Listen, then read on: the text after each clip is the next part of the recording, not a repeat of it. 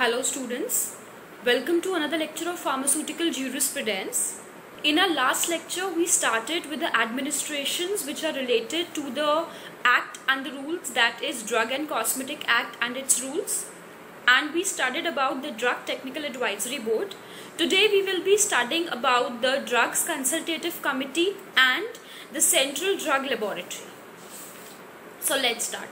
Talking about the Drugs Consultative Committee, this particular committee is constituted by the central government and it is basically an advisory committee which has the function to advise the central government, state government and Drug Technical Advisory Board regarding the provisions which are there in the Drugs and Cosmetic Act and its rules. Talking about the members which are there in this particular committee, it basically consists of two representatives which are nominated by the central government and one nominee of each of the state governments. Now the Central Drug Laboratory is mainly headed by the director who is appointed by the central government, and this particular laboratory has been established in Kolkata. It is basically an analytical laboratory for the analysis and testing of drugs and cosmetics under the Drug and Cosmetic Act, and the decisions which are made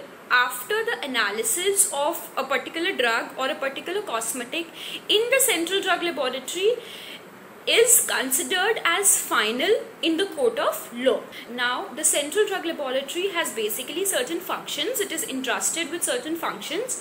The first being that it takes up the analysis of all the samples of drugs as well as of cosmetics which are sent to it by the custom collector. On payment, it can also take up samples from private parties or the consumer organizations also. So it can also perform analysis or testing of drugs and cosmetics sent to it by certain private parties or by a consumer organization only after the payment of a certain amount of fees.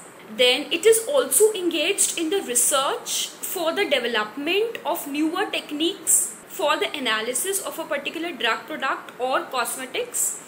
Then it is also responsible for the preparation of reference standards and their maintenance. Then it also acts as an appellate authority in the matter of disputes, because the reports which are sent by the Central Drug Laboratory is considered as the final report in the court of law. Now for the analysis of different items, the director of different laboratories which are present in different states are given the power, right? For example, the director of the Central Research Institute Kasauli, which is in Himachal Pradesh, that particular laboratory is responsible for the testing of biological preparations such as vaccines, sera, toxins, right? And they are also responsible for bacteriophages, surgical sutures and ligatures. Now the director of Indian Veterinary Research Institute, which is present in UP, is responsible for the analysis of all biological products and other veterinary products which are meant for animals.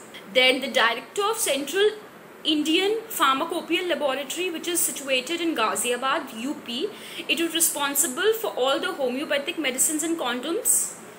Then the director of National Institute of Communicable Disease is responsible for the analysis of oral polio vaccines. Now after the analysis of a particular sample, basically what happens, the sample which are to be sent to the particular laboratory for analysis, they are required to be sent in a sealed cover by a registered post addressed to the director of that particular laboratory, concerned laboratory, and along with this another copy of the memorandum is required to be sent separately with the impression of the seal by a registered post to the director, and the registered post of the sample and the memorandum is received by the officer which is deputed on behalf of the director or the director himself.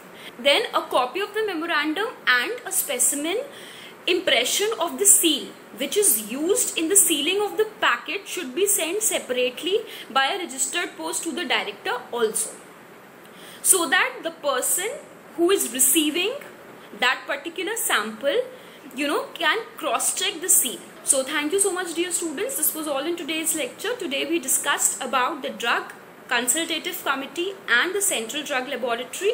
I hope this lecture is clear to you. If you have any queries, any doubt, please feel free to reach out to me. Thank you so much for giving your time. Thank you.